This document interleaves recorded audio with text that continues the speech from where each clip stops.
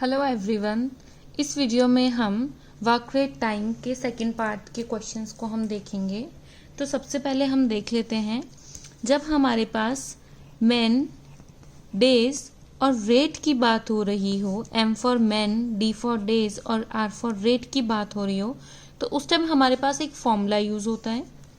तो total work होता है, total work is equal to total man multiply by number of days, या फिर इसकी जगह आप टाइम भी लिख सकते हो, आपके पास आवर्स दिए होंगे, मल्टीप्लाई बाय जितना उनका रेट है। ये हमारे पास फॉर्मूला यूज होगा। तो अब हम इसके बेस पे क्वेश्चंस करेंगे। तो फर्स्ट क्वेश्चन जो है हमारा वो देख लेते हैं। फर्स्ट क्वेश्चन है, 9 men working together can finish a piece of work in 12 days. How many days will it take for 24 men to complete the same piece of work? Assume the efficiency of all men to be same. तो efficiency का मतलब है जो उसका rate आएगा her man का काम करने का, वो हमारे पास सेम होगा। तो इसका मतलब है, अब हमें पता था जो टोटल वर्क होता है, total work is equal to number of man into में डेज। अब यहाँ पर हमारे पास 9 मैन दिए गए हैं, piece of work one piece of work को कंप्लीट कर रहे हैं 12 डेज में। और नेक्स्ट में लाइन में लिखा है, how many days will it take for 24 man to complete the same piece of work. अब हमें सेम वर्क बताना है कि 24 मैन सेम वर्क को कितने टाइम में कंप्लीट करेंगे, यानी कि 24 इंटू में नंबर ऑफ डेज बताना है हमें। तो क्योंकि टोटल वर्क तो सेम होगा, फिर वो चाहे 9 मैन करे या फिर 24 मैन करे। अब इसको हम सॉल्व कर लेते हैं। तो नंबर ऑफ डेज आ जाएगा इधर 9 इंटू 12 अपॉन 24। यहाँ से आ जाएगा हमारे पास 4.5 डेज, यानी कि 24 मैन सेम वर्क को 4.5 डेज में कंप्लीट करेंगे। हमारा नेक्स्ट क्वेश्चन है, if 8 men working together at 10 hours per day take 12 hours to complete the work, then how many days are required for 4 men working together at 16 hours to complete the same task.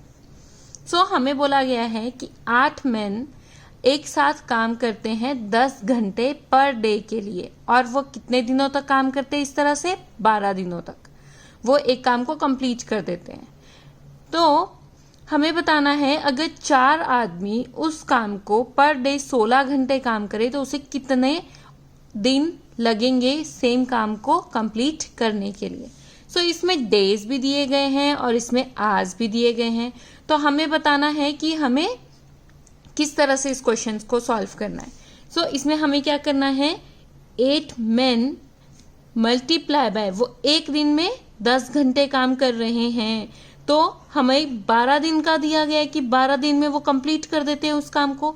तो 12 into 10 करेंगे, क्योंकि ये 1 day का work है और total कितने दिनों तक काम करते हैं वो 12 डेज तक। इतना हमारे पास टोटल वर्क आ जाएगा, क्योंकि ये हमारे आगे मैन और ये हमारे आगे काम करने का आवर्स या फिर उसका टाइम आ गया कि ये इतना टाइम वर्क करते हैं।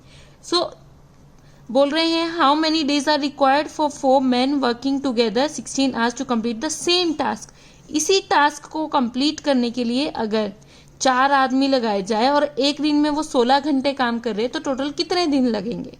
तो अब ये जो हमारे पास टोटल वर्क आता है, हमारे पास ये जो टोटल वर्क होगा, जितने 8 आदमी करेंगे उतने ही 4 men करेंगे मल्टीप्लाई बाय, और वो 4 men 16 hours पर डे कर रहे हैं, और हमें बताना है वो कितने डेज तक काम करते रहेंगे। तो मल्टीप्लाई बाय डी कर देंगे हम इधर। तो यहाँ से हमें डी की वैल्यू निकालनी है, तो ये अपॉन में आ जाएगा इसके। तो 8 into 10 multiply by 12 upon 4 into 16। ये कैंसिल कर देते हैं इसको। अब हम यहाँ से 8, 5, 4, 3 and 1, तो नंबर ऑफ डेज आ जाएंगे इधर हमारे पास 15 डेज, यानी कि 4 men अगर पर डे 16 hours काम करते हैं तो उन्हें सेम काम को करने के लिए 15 डेज लगेंगे। तो इसका आंसर है 15 days. So next question is, in a garrison there are 600 soldiers. It has food supply which is sufficient for 30 days. After 10 days, 200 more soldiers join the garrison. If rate of food consumption is same for every soldier, then how many food supply lasts after these 200 soldiers join? So हमें बताया गया है कि एक garrison है, वहाँ पर 600 जो है सोल्जर्स हैं और इन 600 सोल्जर्स के लिए वहाँ फूड जो है वो 30 दिनों के लिए अवेलेबल है. फिर आफ्टर 10 डेज, 10 दिनों के बाद 200 मोर सोल्जर ज्वाइन. 200 और सोल्जर्स जो होते हैं गैरिसन में आते हैं. तो अब हमें बताना है कि अगर rate of food consumption same है हर सोल्जर के लिए, तो 200 सोल्जर आने के बाद कितने दिनों तक फूड जो है वहाँ पर अवेलेबल है. तो सबसे पहले देख लेते हैं कि अब हमें पता है कि टोटल 600 सोल्जर्स से पहले और नंबर ऑफ डेज 30 डेज के लिए फूड अवेलेबल था. तो जो टोटल फूड आएगा हमारे पास वो आएगा 18,000. ये आएंगे नंबर ऑफ मेंस, ये आएंगे डेज, ये हमारा टोटल वर्क टाइप आ गया. यानी कि इतना हमारे पास टोटल जो है वो वर्क हो जाएगा यहाँ पे हमारा. बट उन्होंने बोला है कि आफ्टर 10 डेज 200 सोल्जर्स और आए.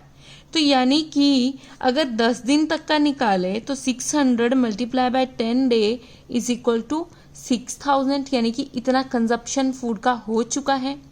तो जो फूड बचा 10 दिनों के बाद वो कितना बचा हमारे पास? वो हमारे पास बचेगा 18,000 minus 6,000 which is equal to 12,000 हमारे पास फूड बच जाएगा. अब इतने का बताना है हमें. और आफ्टर 10 डेज उन्होंने बोला है कि 200 सोल्जर्स और आए. तो अब पहले से 600 पहले से ही थे और 200 और आगे, तो टोटल हो गए 800.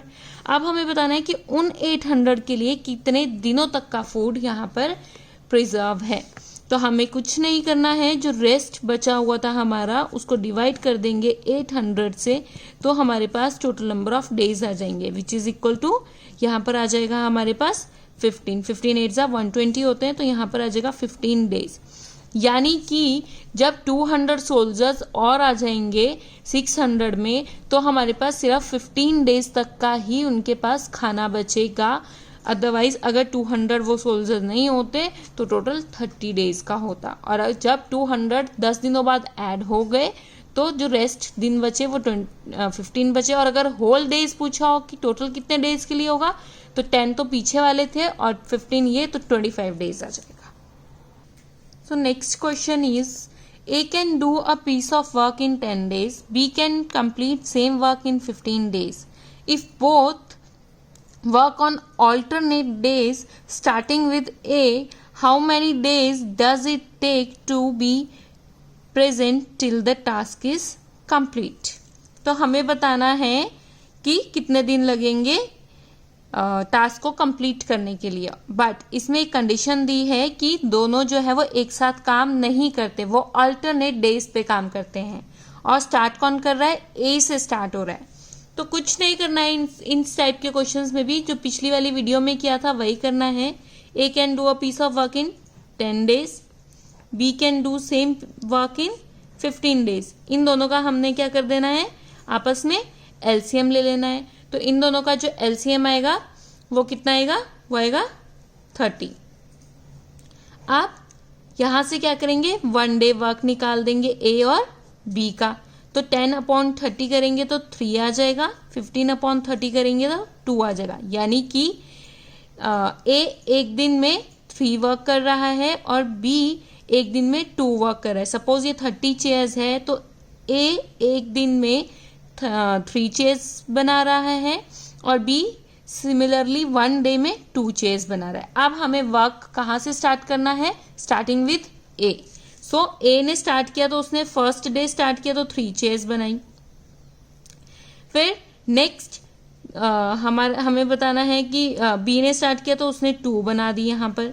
सो यानी कि ये 2 डे का वर्क हो गया. हमें तो बताना है कि टोटल कितने डेज में वर्क होगा। तो अगर हम 30 और इन दोनों को ऐड करें फिर 5 से, तो हमारे पास आंसर आ रहा है वैसे 6 डेज। बट यहाँ पर 5 चेयर बनाने के लिए 2 डेज लग रहे हैं, तो यहाँ पर हमें 30 चेयर्स बनाने के लिए कितने डेज लगेंगे? 6 multiply by 2, this multiply by 2, यानी कि 12 डेज इसका हमारे पास आंसर आएगा। सो इसका आंसर हम टिक करेंगे option C. So next question is A and B alone can do a work in 9 days and 12 days. If A and B both work on alternate days starting with A, how many days will it take to complete the work? Same ऊपर वाला ही question है, कुछ difference नहीं है। तो यहाँ पर हमें क्या है, A जो है किसी काम को 9 डे में कंप्लीट कर रहा है, B सेम काम को 12 डेज में कंप्लीट कर रहा है। सो सबसे पहले इन दोनों का हम क्या कर लेते हैं, एलसीएम ले लेते हैं। तो इन दोनों का जो एलसीएम आएगा वो कितना आएगा, 9 into 4, यानी कि इन दोनों का एलसीएम आएगा 36। तो इन दोनों का 1 डे वर्क निकाल लेते हैं। सो इसका आ जाएगा, ए का 1 डे वर्क आ जाएगा 4 एंड बी का 1 डे वर्क आ जाएगा 3। अब हमें बताना है कि अब स्टार्ट कौन कर रहा है, ए से स्टार्ट हो रहा है, यानी कि ए से स्टार्ट हो रहा है तो वो एक दिन में 4 चेयर्स बना रहा है और बी एक दिन में 3 चेयर्स बना रहा है। सपोज टोटल कितनी चेयर्स बनानी है, 36। सो 36/7 जो होंगे, अगर वो दोनों एक साथ काम करते हैं तो इतने डेज आएंगे, बट वो ऑल्टरनेट डेज में वर्क कर रहे हैं। सो अब हमें इन्हें इस तरह से देखना पड़ेगा। एक काम करते हैं, यहाँ से 7 से 36 को डिवाइड कर लेते हैं।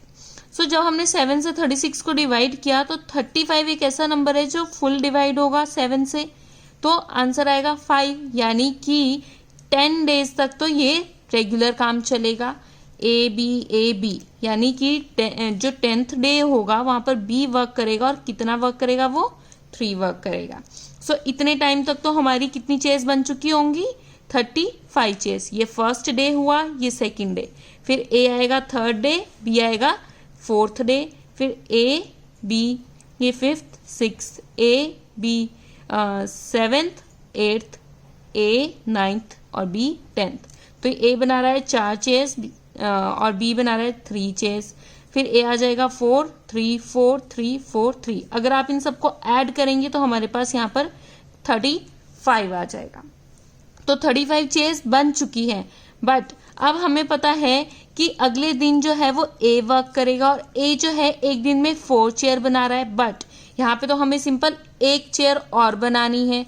तो एक दिन में वो 4 चेयर बना रहा है, 1 डे में 4 चेयर बना रहा है, तो 1 चेयर कितने डे में बनेगी, 1/4 डे में।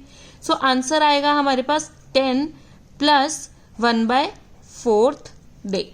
सो इसका आंसर आएगा। अब हम क्या करेंगे, इसको एलसीएम ले लेते हैं इसका। सो आ जाएगा यहाँ पे 41/4 डेज इसका आंसर आएगा और इसका आंसर आएगा ऑप्शन नंबर 2। सो हमने इसमें कुछ नहीं किया, इतना सब कुछ करने की जगह आपको क्या करना है, 7 से 36 को डिवाइड करना है। हमें ये नंबर देखना है कि कौन सा फुल डिवाइड होता है। 35 फुल डिवाइड हो रहा है और वो 35 फाइजा आते हैं, 7 फाइजा 35 होते हैं। तो यानी कि ए से लेके एंड तक जो टोटल डेज आएंगे, फर्स्ट से लेके एंड तक, वो कितने डेज आएंगे, वो आएंगे 10 डेज। कैसे पता लगा, क्योंकि 5 चेयर्स बनाने के लिए 2 डेज लग रहे हैं, तो 35 चेयर्स बनाने के लिए 5 × 2 यानी कि 10 डेज लगेंगे। बट हमारे पास 1 चेयर बच रही है और नेक्स्ट डे ए काम करेगा। तो हमें पता है ए एक दिन में 4 चेयर्स बनाता है, तो 1 चेयर बनेगा 1/4 डे में। सो इसका आंसर आ जाएगा 10 डेज तो पहले वाले plus 1/4 day which is equal to 41/4 days. So next question is A, B and C can do a piece of work in 8, 10 and 20 days respectively.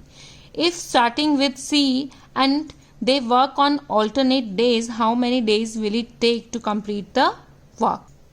So question है, A किसी काम को करता है 8 days में, B सेम काम को कर रहा है 10 days में और C सेम काम को कर रहा है 20 डेज में। इन तीनों का हम एलसीएम जब लेंगे तो हमारे पास एलसीएम आएगा 40।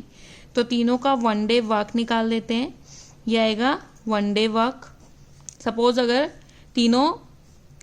40 टोटल चेयर्स बनानी है तो ए जो है एक दिन में कितनी चेयर्स बनाता है, 5 चेयर्स बनाता है। बी कितनी चेयर्स बनाता है, 40/10 4 चेयर्स। और सी एक दिन में कितनी चेयर्स बनाता है, 2 चेयर्स बनाता है। अब बोला है स्टार्टिंग करना है सी से, यानी कि सी से स्टार्ट करना है। सी के बाद क्या आएगा हमारे पास, ए आएगा, फिर बी आएगा। टोटल इनका ऐड कर लेते हैं तो आएगा 11 यहाँ पर। सो यानी कि सी बनाएगा 2 चेयर्स, फिर ए बनाएगा 5 चेयर्स, फिर बी बनाएगा 4 चेयर्स। और जब हमने 11 से 44 को डिवाइड किया तो 33 आ रहा है। 11 मल्टीप्लाई बाय 33 जो इसके बहुत ज़्यादा क्लोज है जब 11 से टेबल देखेंगे, यानी कि 3। अब 3 डेज तक 11 चेयर्स बन रही है, 3 दिन 11 चेयर्स बनाने के लिए लग रहे हैं। तो 33 चेयर्स बनाने के लिए हमारे पास 3 × 3 यानी कि 9 डेज लगेंगे। तो सी ए बी आ जाएगा, फिर से नेक्स्ट सी ए बी आ जाएगा। तो यहाँ तक हमारी कितनी चेयर्स बन चुकी है, 33 चेयर्स बन चुकी है। अब हमें देखना है बी के बाद क्या आएगा हमारे पास।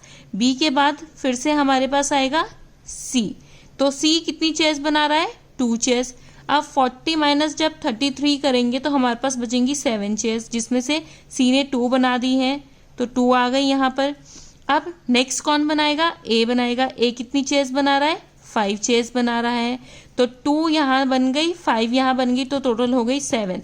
तो यहाँ पे आ रहे थे 9 डेज, ये आएगा 10th डेज और ये आएगा 11th डेज। तो यानी कि टोटल डेज कितने लगेंगे बनाने के लिए, 11 डेज इसको बनाने के लिए। ये था बहुत बड़ा मेथड। आपको कुछ नहीं करना है, 11 से डिवाइड करना है 40 को। जो सबसे नज़दीक होगा वो कौन सा आएगा हमारे पास, 33। और जब हम 11 से 33 को डिवाइड करेंगे तो 3 आ रहा है, यानी कि 3 और 11 वर्क हो रहा है 3 डेज में, तो 3 × 3 हो जाएगा हमारे पास 9। तो 9 डेज में कितना वर्क हो जाएगा, 33 वर्क। अब हमारे पास लेफ्ट कितना वर्क बचा, 7। और स्टार्ट कर रहे हैं सी से, तो 9th डे जो वर्क कंप्लीट होगा वो बी वर्क कंप्लीट करेगा। तो नेक्स्ट डे जो 10th डे काम करेगा वो सी काम करेगा, फिर उससे नेक्स्ट डे ए आएगा। सी बना रहा है 2 चेयर्स एक दिन में और ए बना रहा है 5 चेयर सपोज।